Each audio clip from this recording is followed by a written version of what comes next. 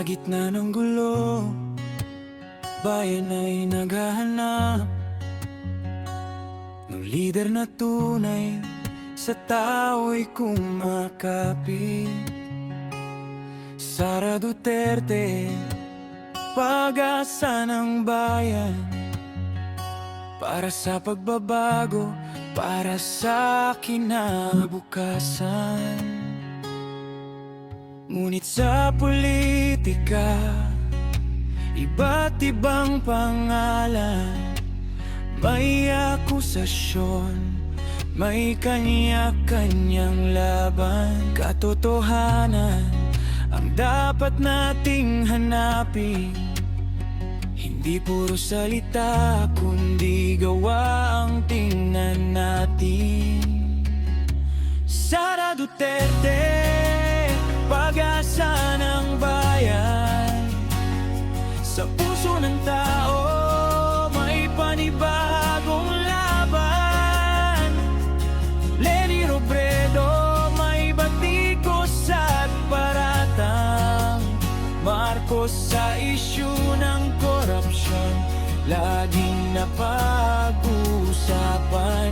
Pero sa huli, bayan ang magpapasya kung sino ang karapat-dapat mamuno sa bansa.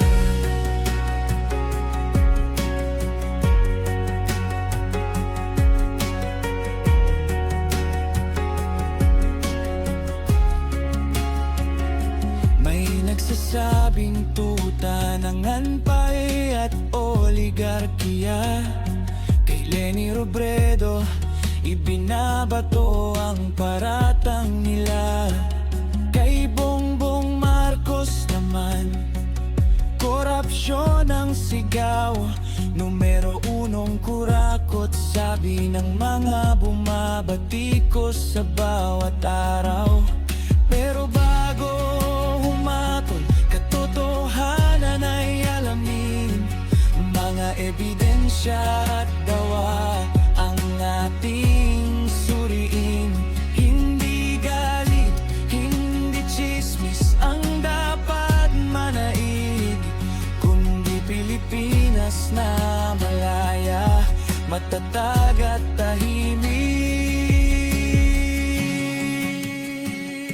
Sara Duterte, pag-asa ng bayan, sana'y dumating ang bagong kinabukasan. Sa bawat Pilipino, isang hangarin, isang bansang maunlad, ligtas at mapayapa rin. Kahit magkakaiba ang ating paniniwala, Pilipinas pa rin ang dapat nating ipaglaban.